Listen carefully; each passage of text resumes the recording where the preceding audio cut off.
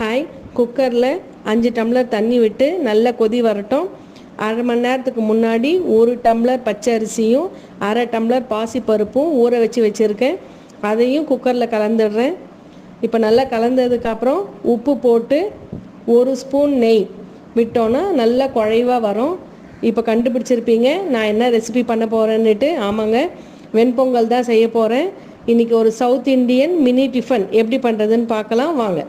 இந்த 5 டம்ளர் தண்ணிக்கு பதிலாக 1 டம்ளர் நீங்கள் பால் கூட சேர்த்துக்கலாம், இன்னும் நல்ல டேஸ்ட்டாக இருக்கும். ஒரு பேனில் தாராளமாக நெய் விட்டு 2 ஸ்பூன் மிளகு, 2 ஸ்பூன் ஜீரகம், 2 ஸ்பூன் பெருங்காயம், துருவின இஞ்சி, கை நிறைய கருவேப்பிலை போட்டு இப்போ குக்கர் திறக்கிறோம் பாருங்கள். சூப்பராக இருக்குது, நல்லா குழைவாக இருக்குது, நல்லா கெட்டியாக இல்லாமல் நல்லா லூஸாக இருக்குது.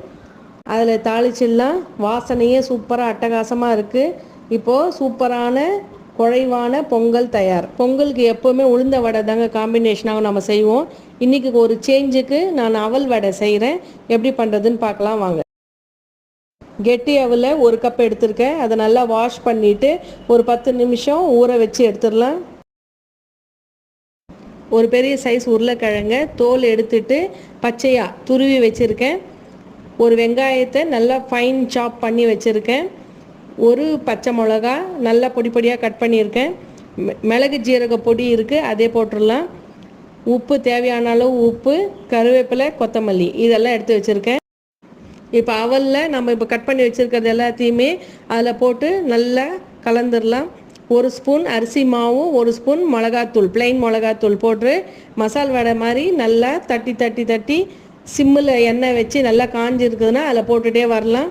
நல்லா கிறிஸ்பியாக சூப்பரான மசால் வடை மாதிரியே இருக்கிற அவல் வடை ரெடி ஆகிடுச்சு. வாங்க, இது ஒரு காம்பினேஷன் செஞ்சு பாருங்கள் நீங்களும். வடை பாருங்கள், வெளியில் கிறிஸ்பியாக இருக்குது, உள்ளே சாஃப்டாக இருக்குது, நல்லா வெந்திருக்கு.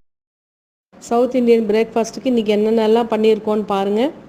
பொங்கல், பாசிப்பருப்பு தோரம்பருப்பு போட்ட சாம்பார், சட்னி, இந்த அவல் வடை, பூரி, அதுக்கு காம்பினேஷன் எவர் கிரீன் உருளைக்கிழங்கு மசாலா. வாங்க நீங்களும் சாப்பிட்லாம். உங்களுக்கு எந்த சவுத் இண்டியன் டிஷ்ஷு ரொம்ப பிடிக்கும் அப்படின்றத கமெண்ட் பண்ணுங்கள்.